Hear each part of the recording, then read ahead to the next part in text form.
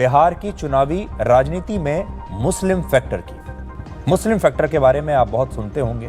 देश में कहीं भी चुनाव होता है तो मुस्लिम वोटर्स की बात जरूर होती है और कुछ खास पार्टियां हमारे देश में हैं जो हमेशा मुस्लिम फैक्टर की बात करती हैं, जो मुसलमानों के तुष्टीकरण की बात करती हैं, जो हमेशा मुसलमानों को खुश रखती हैं और मुसलमान भी उन्हें अपनी पार्टी मानते हैं, इसलिए उन्हीं को वोट भी देते हैं। लेकिन आंकड़े बताते हैं कि बिहार में पार्टियों को मुस्लिम वोट तो चाहिए, लेकिन वो मुसलमानों को टिकट नहीं देना चाहती।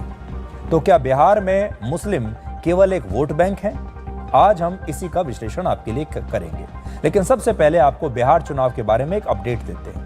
आज बीजेपी ने बिहार चुनाव के लिए अपने 12 उम्मीदवारों की दूसरी सूची भी जारी कर दी है, जबकि मंगलवार को 71 उम्मीदवारों की लिस्ट जारी की गई थी। अब तक बीजेपी ने कुल मिलाकर 83 उम्मीदवारों को टिकट दिया है और इनमें से 43 टिकट सवर्णों को दिए गए हैं, 8 टिकट एससी और एसटी को दिए गए हैं, 13 टिकट ओबीसी को दिए गए हैं और 19 टिकट अति पिछड़ा वर्ग को दिया गया है।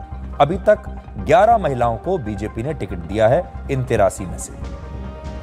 मैथिली ठाकुर को भी बीजेपी ने दरभंगा के अलीपुर विधानसभा सीट से टिकट दे दिया है और मैथिली ठाकुर बीजेपी की सबसे कम उम्र की उम्मीदवार हैं। उनकी उम्र इस समय केवल 25 साल और 6 महीना है। मैथिली ठाकुर को उम्मीदवार बनाने से बीजेपी को पूरे मिथिलांचल क्षेत्र में कुछ फायदा हो सकता है। आज जेडीयू ने भी 57 उम्मीदवारों की अपनी पहली लिस्ट जारी कर दी है और जेडीयू ने इसमें 9 टिकट अति पिछड़ा वर्ग को दिया है, 12 टिकट दलितों को, 20 टिकट ओबीसी को, 3 टिकट यादवों को और 13 टिकट सवर्णों को दिए हैं। एनडीए के एक और सहयोगी एलजेपी ने भी आज 14 उम्मीदवारों की लिस्ट जारी कर दी है और एनडीए ने अभी तक एक भी मुस्लिम उम्मीदवार को टिकट नहीं दिया है। अब जो विपक्ष का महागठबंधन है उसमें अभी तक सीटों का बंटवारा ही नहीं हो पाया है, तो इसलिए उनकी अभी टिकट की जो लिस्ट है वो उम्मीदवारों की लिस्ट नहीं आई है। एक और पार्टी जो नई पार्टी इस बार आई है, जन स्वराज पार्टी। इस पार्टी के प्रशांत किशोर खुद विधानसभा का चुनाव नहीं लड़ेंगे, उन्होंने ये ऐलान अभी कर दिया है। तो प्रशांत किशोर विधानसभा चुनाव नहीं लड़ेंगे, वो बिना चुनाव लड़े अपनी पार्टी को लीड करेंगे, अपनी पार्टी की स्ट्रेटजी और रणनीति पर अपना पूरा समय लगाएंगे, चुनाव प्रचार पर पूरा समय लगाएंगे, न कि सिर्फ अपने चुनाव के बारे में सोचेंगे। अब देखिए, अब हम आते हैं बिहार में मुस्लिम वोटर्स पर। बिहार में मुस्लिम आबादी करीब 18% है, लेकिन विधानसभा में मुसलमानों की हिस्सेदारी अब भी 8% से ज्यादा नहीं है और कभी भी ये 8% से ज्यादा नहीं रही। तो आबादी है 18%, लेकिन विधानसभा में जो प्रतिनिधित्व है वो है 8%। अलग अलग पार्टियां अक्सर विनिंग फैक्टर के नाम पर मुस्लिम उम्मीदवारों को ज्यादा टिकट नहीं देते। बिहार में वर्ष 1952 से लेकर 2020 तक 4,971 विधायक चुने जा चुके हैं, जिनमें से सिर्फ 390 मुस्लिम विधायक थे, यानी ये केवल 7.8% है शुरू से लेकर अब तक। बिहार में मुसलमानों को आरजेडी का कोर वोटर माना जाता है। कहा जाता है कि बिहार के मुसलमान आरजेडी को अपनी पार्टी मानते हैं, उसी को वोट देते हैं और आज भी बिहार में कई सीटों पर आरजेडी की जीत सिर्फ मुसलमान वोटर्स की वजह से ही होती है। लेकिन क्या आरजेडी ने मुस्लिम नेताओं के साथ कभी न्याय किया है? अब आप बिहार में मुस्लिम विधायकों के बारे में कुछ आंकड़े देखिए। 1990 से लेकर 2005 तक बिहार की राजनीति में आरजेडी का दबदबा रहा, लेकिन उस दौर में भी मुस्लिम विधायकों की संख्या ज्यादा नहीं थी। 1990 में 20 मुस्लिम विधायक बने, 1995 में 19, वर्ष 2000 में 29 और वर्ष 2005 में 24 मुस्लिम विधायक बने थे। बिहार में सबसे ज्यादा मुस्लिम विधायक वर्ष 1985 में थे, तब इनकी संख्या थी 34। बिहार में आज तक केवल एक बार अब्दुल गफूर मुख्यमंत्री बने हैं और वो भी अपना कार्यकाल पूरा नहीं कर पाए थे। एकमात्र मुस्लिम मुख्यमंत्री थे जिनकी तस्वीर अभी आप देख रहे हैं। बिहार में कभी भी कोई मुस्लिम नेता डिप्टी चीफ मिनिस्टर नहीं बना, उप मुख्यमंत्री नहीं बना। हालांकि तेजस्वी यादव, जो यादव समुदाय से आते हैं, खुद 2 बार उप मुख्यमंत्री बन चुके हैं।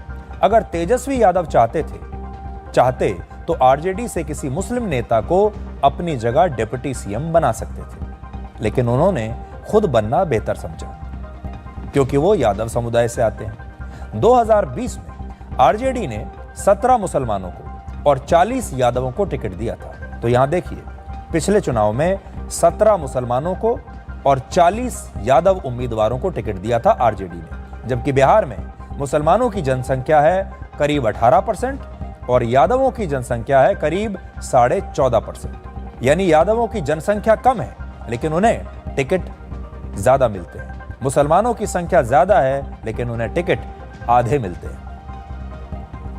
अब आपको बिहार के मुसलमानों के बारे में एक बड़ी दिलचस्प कहानी बताते हैं और मीडिया रिपोर्ट्स में भी इसका जिक्र कई बार किया जाता है। फरवरी 2005 में बिहार में विधानसभा का चुनाव हुआ था।